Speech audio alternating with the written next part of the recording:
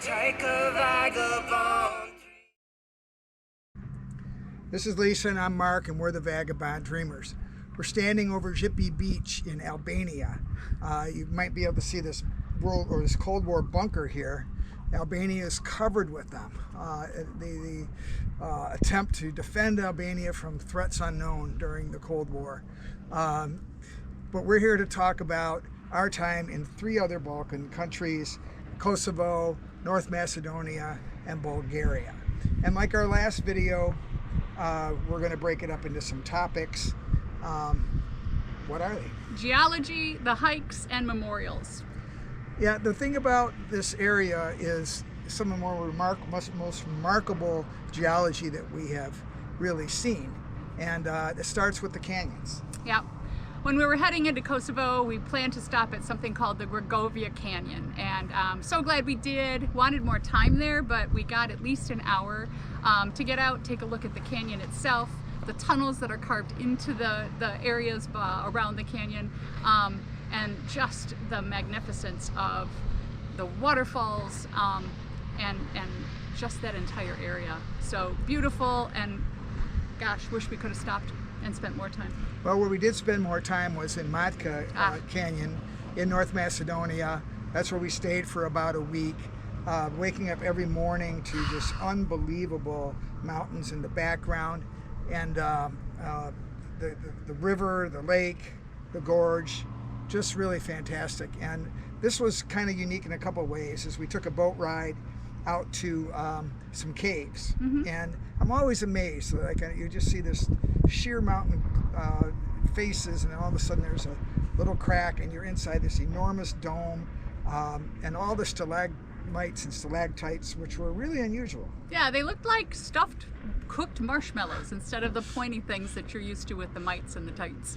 Yeah, and then one day we were coming back from breakfast and we see that the river's way up. They had opened the dam, and it was set up as a kayaking and canoe course. And sure enough, the European Olympic Festival for teenagers was going on that day. Groups from all over Europe competing as a sort of prelims to the Olympics itself. But this was a sport I loved growing up watching on TV in the Olympics.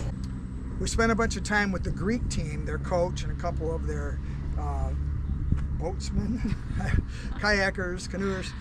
Really fascinating. They travel all over Europe all summer, prepping and getting ready to go. It was really sweet watching these young people fight these rapids, and that was really a lot of fun. All of the geology wasn't just canyons. No, we got to see some other really interesting things.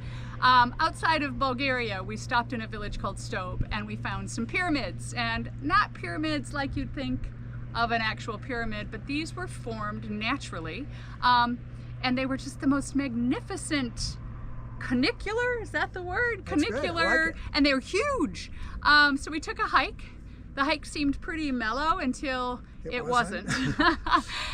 Really narrow path, and got you to the peak of these cliffs where you could look down into the gorge and see these amazing structures and formations. What was most amazing was that on almost all of them were these enormous rocks. Right. That were sitting on top, like someone had brought a helicopter in and put them there. And we know that didn't happen, but I still have no idea how that got there. But it was really fun to look at and fascinating at the same time. It was. We also stopped at another natural place with rocks that was unusual, called the Stone Dolls. And this was in Kuklica, North Macedonia. It's one of 3 in the Balkans that are like this. And this one has a great story behind it. The legend is that back in the day, this guy was supposed to marry 2 different women on the same day. Go figure. It happens. And I don't know, maybe it does. Anyway, he couldn't figure out, so he marries the first one in the morning, and the second bride hears about this festival, and she doesn't know what it is, so she goes to look and sees her soon-to-be husband marrying another woman, and so she gets very angry, as women are prone to do when that happens, and she turns the entire wedding party into stone. So what was cool about that is that when you look at the configuration of the stone dolls, there was actually, you could see the actual presentation of the wedding. So there was the groom and the bride and the parents around it and the clergy, I guess, if you will, and then an entire guest structure. And so you really could visualize the myth behind these formations. It was super cool. Very interesting. Again, have no idea how this stuff gets formed, but it was a really fun stop. So if there's geology that's cool, there's also hikes. Things to climb. We did some climbs, some pretty amazing ones. The first one we did was at Matka Canyon, and we climbed up to the monastery. I think this turned out to be 4 miles. A little more than 4, yep. Yeah, and it was a challenging hike up. It wasn't the hardest we've ever done. It was very cool through kind of woods and scramble up to the top of this. And then the monasteries there looks out over the lake and the river. We could see our hotel from there. Really, really beautiful views. And then we had to climb down the opposite side, and that was a real challenge because it was pretty much straight down. There was a massive rock slide that had happened right next to the path, but we did it. It was challenging for sure, but the coolest part was when we got down to the bottom. Yeah, so you have to call for a boat unless you want to do the reverse hike all the way back, which of course is an option, but it's not one we wanted to take because there's a metal sheet and a big metal rod, and apparently you just gong the sheet and it makes this echoey, beautiful noise throughout the canyon, and a boat very quickly comes to rescue you and take you across Matka Canyon over to the cliffside where you can access the hotel. And the restaurant. So that was very cool, and it was a really neat system. I had fun hitting the gong. Call for the boat, Mark. But if we're doing a great hike, Lisa has to outdo that, and so the next day... Mark always tries to get rid of me and asks me to find a big long hike, so I try to accommodate him.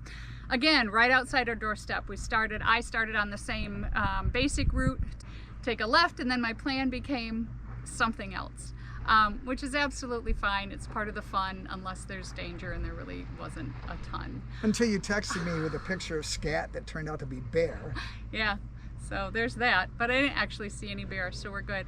Anyway, the hike that it turned out to be, I'd planned on just a few, 4 or 5, maybe 6 miles to get down to the river again. And what ended up happening is I can't read the signs again, and it's not really a me fault. The signs are very confusing and they're a little misdirected, but I ended up above the city of Skopje, which was 9 miles from where I started. Beautiful views, and that's always the takeaway when you have the beautiful views. But it was a really long, arduous hike, had some bumps, not only the scat, but I took a bump. It's all good. And I ended up at a cable car, and that's the only way you can get down from the Millennium Cross, which is where I ended up. And I texted Mark and said, please, can you pick me up at the bottom of the hill, because I'm done. So I made it to the cable car in Skopje. Totally by accident, of course. It's also called the Millennium Cross cable car. I guess that's what people come up to see. But anyway, it's a really nice way to finish this crazy ass hike. 21 kilometers of driving later, I'm there to pick her up. 9 some miles of hiking. Over in Bulgaria, we went to the Boyana Falls. This was a really, really fun hike. It was to these waterfalls. It ended up being a little over 6 miles. And we had a choice at the beginning. Do we do the easy route or the harder route? Yeah, and the harder route actually says difficult, be very careful, dangerous. So I let Mark decide. In fact, Mark found the hike, which I was very proud of. I let him decide which route to take. He decided the hard route. Yay!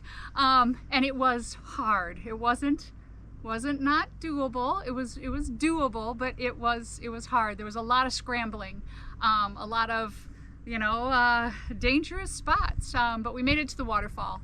And along the way, we met this young couple, one from Bulgaria, the other one I think from, gosh, where's he from? Portugal, yeah. Anyway, we met this young couple and they were delightful. They not only impressed us with their respect for nature, because one of the things we found on the hikes, right Mark, is a lot of trash. Not just on the hikes, but definitely on the hikes as well. And one of the things that she did was she had a bag with her, and she tried to pick up as much garbage and litter as she could. Some of it's really gross. Yeah. Cajun was fearless. She picked these up barehanded, these towels that people had used for bathroom purposes. Plastic bottles and whatever she could fit in her bag, and I was really respected She was great that. too, and, Yeah. because we had some language challenges. Well, beyond the hike, so we made it to the waterfall, and then we saw that there was a hut, and Mark has not been to a hut before, so we decided to go the extra mile and head to Momina Hut, where we could have their Bulgarian bean soup. I enjoyed it a lot, but I'm not sure we would have gotten the soup without her help. No, she changed money because they wouldn't take euros, and she translated. It was a challenge because the woman that worked there was a stereotypical soup Nazi, you know, just like wow. just like from Seinfeld. That's Okay. who she was. She got mad at me for trying to buy chocolate. It was pretty cool. Yep. But not everything we did in the Balkans, in these three countries, was based on nature. Everywhere we went in the Balkans, there are scars and there's hope. And we saw this in very number of memorials that we visited along the way. Our last video we've actually filmed at Gazimestan, which was the site of a major battle between the Ottomans and the Serbs back in the 1300s. The Ottomans win, and it opens the doors to the conquest of the area by the Muslims, which the signs of which, of course, are still around today. But the monument was built during the Cold War to celebrate Serbian bravery, even though they lost. And if you know the rest of the story, of course, Serbia commits a genocide against Kosovo, and we're here in Kosovo with a Serbian monument. Really And strange. Very strange. And when you go there, the security takes your passports. They're very afraid of vandalism or terrorism.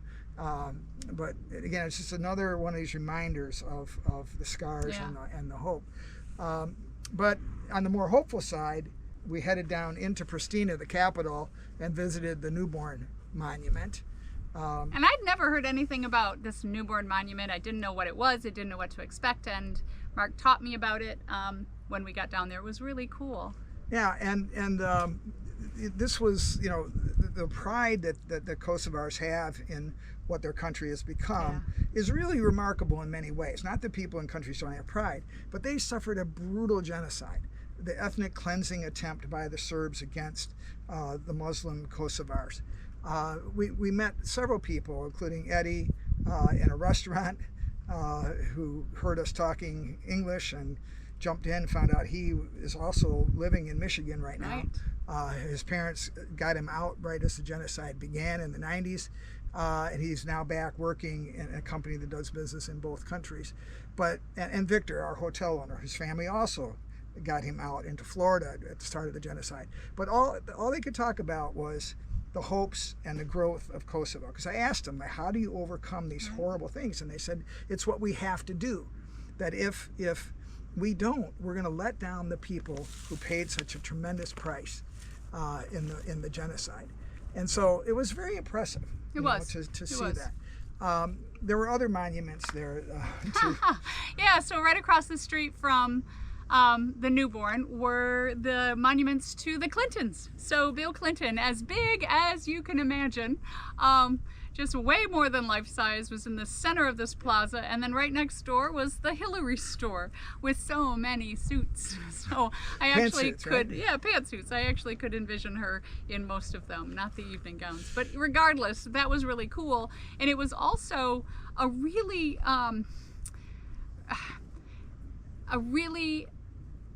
big indication of how they felt about United States and U.S. citizens, because Mark and I were treated so well. We've been treated well across the board every place we've been, but this place was different. We get to the border, we have to buy insurance in Kosovo. The government official looks at me, she goes, "American?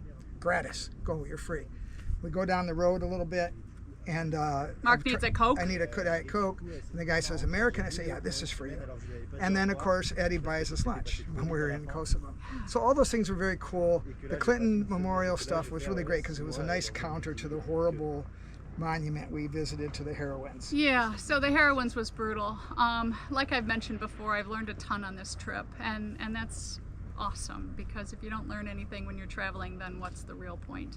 But the Heroines Monument was a tribute to the 20,000 plus women, mostly Muslim women, who were brutally raped, tortured, but also the women who helped rebuild. You know, the stories behind what happened in the war, specifically to these women, was just absolutely a gut punch when I stopped at this, and when I learned more and more heading through Bosnia and through Kosovo and so on and so forth. It's just, that tribute was really both heart-wrenching but empowering. And one of the things that you realize when you have these horrible things happening is that somebody has to resist. And Kosovo didn't have an army, but we learned about the UK. We met this family at this fort that we had climbed up to. They are dual French and Kosovar citizens, Albanian descent, super proud of the role of UK. This was the army that was raised of Albanians and fought against the Serbs. And it ends very tragically for UK as the Serbs figure out where their hideout is and go there in this farmhouse and massacre everybody. 78 people, all the family of the leader and a bunch of soldiers, and kids down to 1 year old. And they put together this amazing monument with all the graves of all these people that were murdered that day. And then down the road is the other monument to the soldiers. Very sobering to see what these people did to try to free their country from the genocide that was happening. So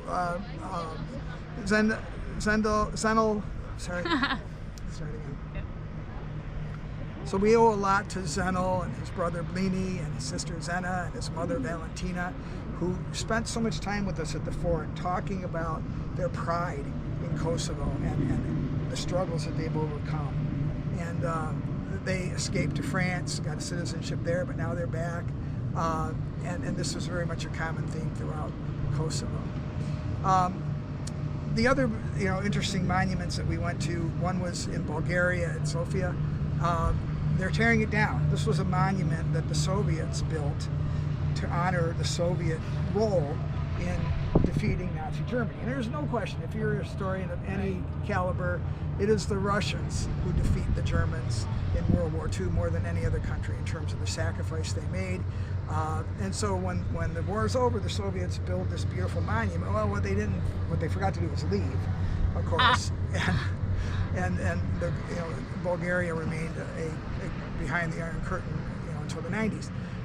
And it's very controversial because it is absolutely true that the Russians rescued Bulgaria from the Germans, but then they also imposed their own sort of terrible things on them. And so now it turns out they're going to dismantle it. They're going to keep certain pieces of it in certain places in museums, but this giant memorial in the center of town is going away. And finally, our visit to Skopje, the capital of North Macedonia. And this was urged on to us by Ilya, our hotel guy. Oh, what a great guy. Great guy, totally into North Macedonia and how great it is, and knows so much history and so many of the places. He just gave us a whole list of stuff, and we got to the aqueducts, we got down to, in the center of town is this amazing plaza for a town the size, a city the size of Skopje, it was amazing, the ornamental display on such a grand scale. It was cool. And part of this is the nationalism thing. They're very much into being proud of Alexander the Great, who wasn't actually born in North Macedonia, and that becomes the focus of a big conflict between Greece, which has a region called Macedonia where Alexander the Great is from, but North Macedonia claims him as theirs. Giant statues of him and his father, all the Greek philosophers. This is the claim of North Macedonia, and they don't call themselves North Macedonia, by the way. They're Macedonia. We went to the museum there of independence, and just really horrific displays of all the people that have conquered them over the years. Yeah, they just had a struggle. Holy cow. And who knows, what the future holds. None of these places are enormously developed. They're still working very They're hard. very young. They're still very young. For the three countries, North Macedonia, Bulgaria, and Kosovo, we learned so much and saw so much, but we're moving on. We are. So once we leave here, we are headed to Croatia. Spend about a week in Croatia, a week in Slovenia, a couple days in Hungary before we finish up in Portugal. When she says here, she means Albania, where we have spent Yeah, we're 7-8 days. Right on the beaches, enjoying and learning a lot about Albania that we didn't learn in our visit to the city earlier in the trip. So that's it. We aren't going to walk away because we'll end up in the bunker. Don't want to do that. Seems scary. But we're the Vagabond Dreamers. This is Lisa and I'm Mark.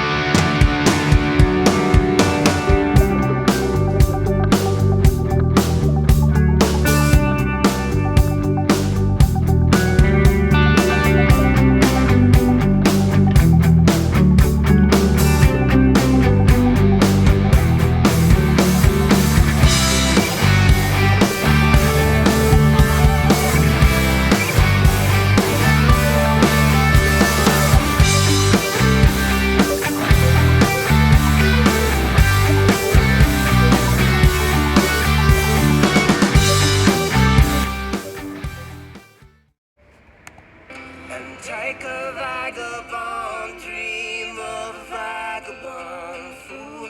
I ain't too proud to beg, but I'm playing it cool. I can do the time.